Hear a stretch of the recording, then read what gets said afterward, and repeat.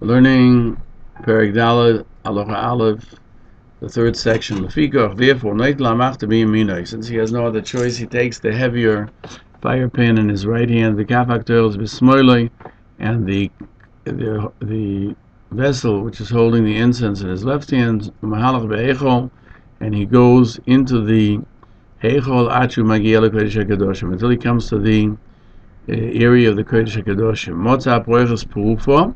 Now, the curtain was separating between Kodesh HaKadoshim and the Heichol, and it would be open, and Nichnas the Kodesh HaKadoshim, he would enter through the opening on one side of the curtain till he comes to the Aron. Hilchos Yom Rambam explains that the first Beis HaMikdash, there was a wall between Kodesh and Kodesh HaKadoshim. But Mikdash Sheni, there were two curtains, one distant from the other, and they separated between Kodesh, regular holy, where the menorah and the shulchan and the mizbech were, the Kodesh HaKadoshim, where the Aron used to be.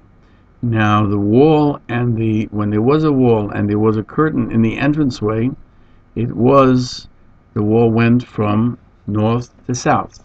In the Mishnah Yuma, on Daf Nun Beis, it's explained that the outside was opened from the left to his left. In other words, if he went straight down the center, he would have to be a left to come to the opening. And Rashi explains that the curtain on the side of the Heichol was opened outwardly, and it was held with a golden ring so that it should remain open.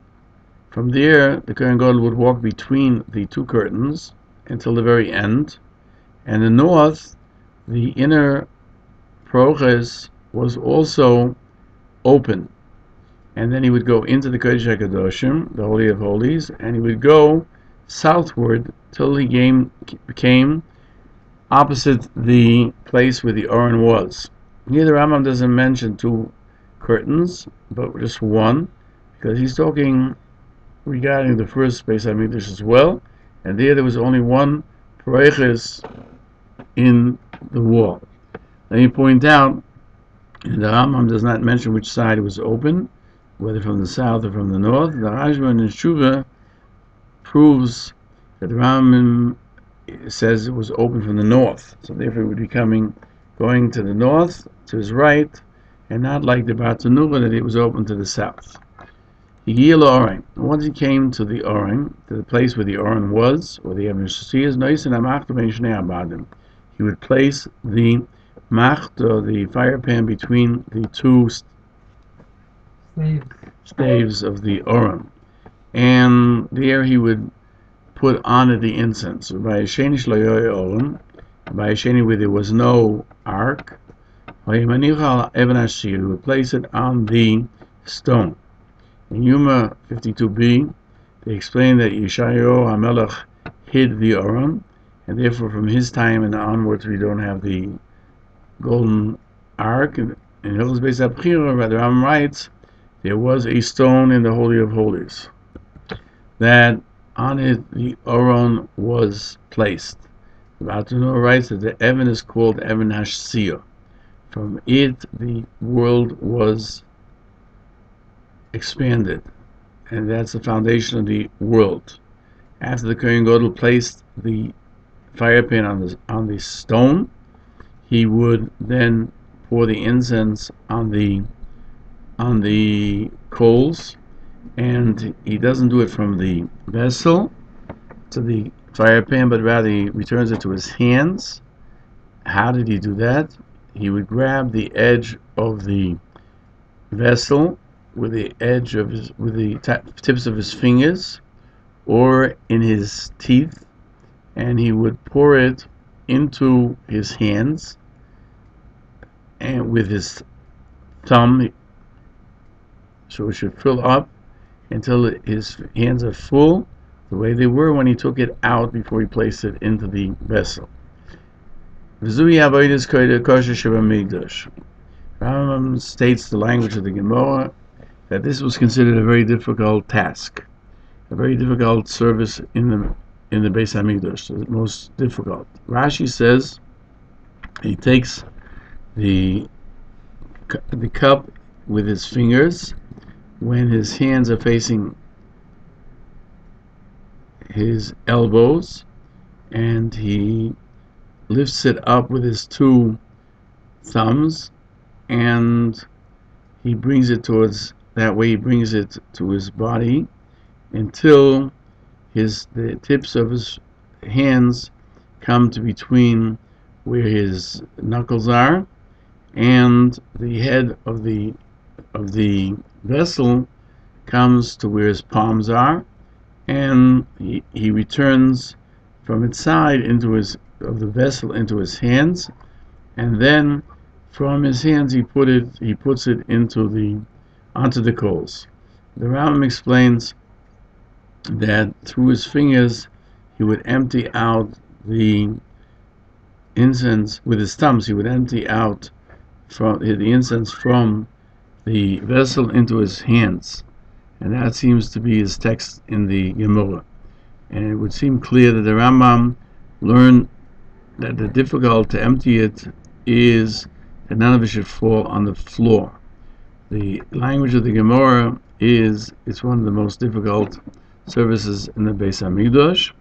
That there were others, such as Maliko, which you had to take off the neck. You had to separate the neck of a bird offering by pushing the nail through the spine of the neck, ukmitza, and also exactly taking the measure from any meal offering. Ma'aseh HaKavon, the Rambam writes that Malika is one of the most difficult services in the Mikdash, and Lachamisha says he changed the language. Here he writes it is a difficult service in the Mikdash, which would seem to for only it. Malika, he writes, it's one of them, that there would seem to be others. Then the Rambam continued to say, he keeps the incense on the coals,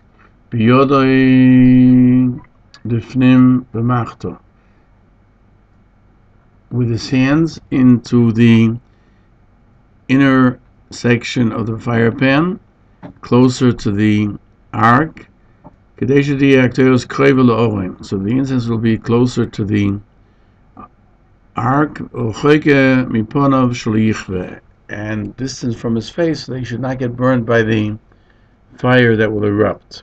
He'll stand next to him and begin to pour it inward, then he will be going through the fire. So he starts from distance and he goes towards himself. In the Brisa, in Yom 49b, the disagreement between Tanoim, if he does it all in one place, so there should be it'll slowly burn rather than quickly, or he has to spread it out, so it should be quickly. The Rambam Paskins codifies the halacha that he puts it all in one place, like the Tanna Kama.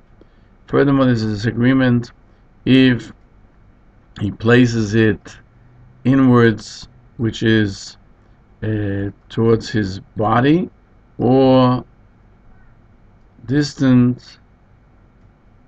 That means, does he start from his body and go outward?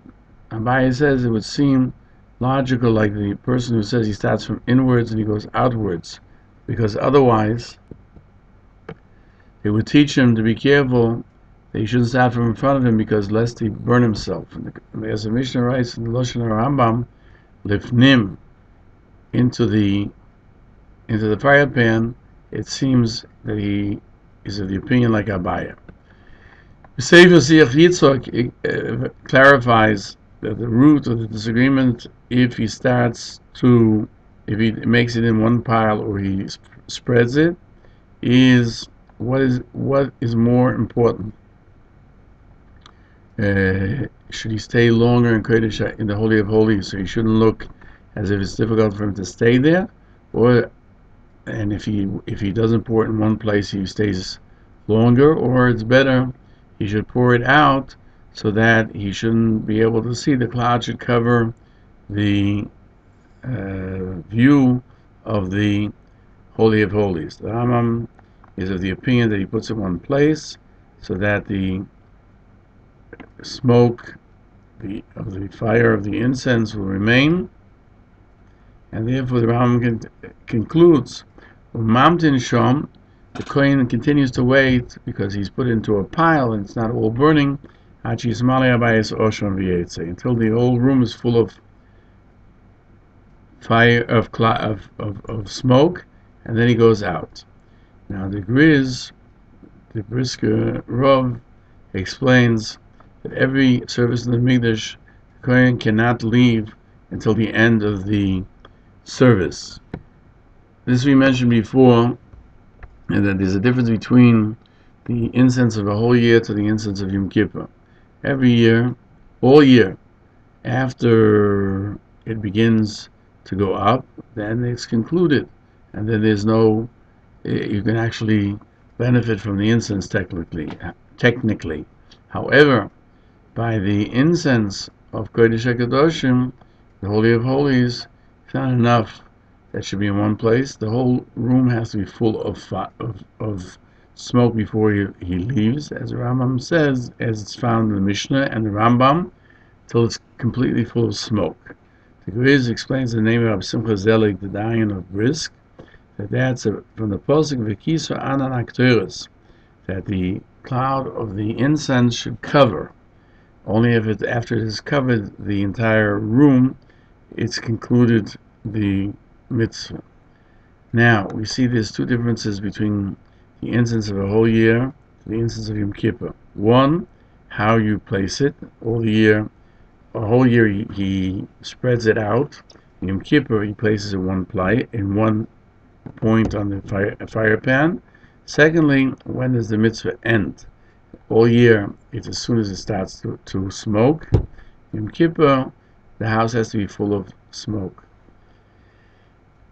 He goes slowly backwards in small steps. Pon of the Kodesh, always facing the holy, with his back to the regular heichol, until he comes out from the curtain. In the Mishnah Yuma it says he goes back the same way that he went in. Rashi explains that he does not turn his face to go out, but rather he walks backwards the entire length, still while he's facing the Oren. This is in every service that he does in the Beis HaMikdash, as he says in the Beis HaBchira, that everyone who finished doing his work and he's no longer needed there, he doesn't go with his back to turn around and walk back forward with his back to where he was, but he goes walking backwards until he leaves the Azor. He goes out of the Azor. So to the people who came into the Azor, they would go from the Beis HaMikdash, just like we go after prayer, we go backwards. This is all to show the awe that we have of the Mikdash. And he prays there inside the Eichel, after he's gone out from Kodesh HaKadoshim, a short prayer. Why does he say a short prayer? So that the people shouldn't be fearful that he died in the process. Maybe he died and they're afraid he died in the Heichel. This was the language of which he would say, may be thy will before you, Hashem Elokeinu, God our God, Shem Tiyeh Shanazu Shchuna, that if this year is supposed to be drought, Tiyeh Kshuma should be rainy. Lo Yosef Shevin Beis Yehuda, they shall not lack a leader from the house of Yehuda, from Malchus Beis David. Lo Yamchu Yisrael Tzichon Lapanosa, and your people Israel should not need panosa, sustenance, and nor should the prayers of the wayfarers come before you because they don't want rain. In Peirush HaMeir, the Rambam explains that the basis of the tefillah is shchuna, it means very hot. He would pray It should be nice weather the entire year, not too hot, cold, and not too hot, because when the air is pleasant, it causes the bodies of man who are sick to be healthy, and it keeps those who are healthy. That's a very special thing, which includes man and beast. And then he prays regarding the household of Judah, that the kingdom should remain, and the belief in the kingdom. And after he prays on these two things, on health and on the continuation of the kingdom of David, he prays individual things on everyone, that we should not, Klal Yisrael should not need sustenance, and Hashem should rectify our deeds, should be successful in our business dealings, so that we won't have to ask and request from others. Then he prays for the rain, and he adds, and the wayfarers' prayer should not come before you, because they always want to have sunny days and not have rain.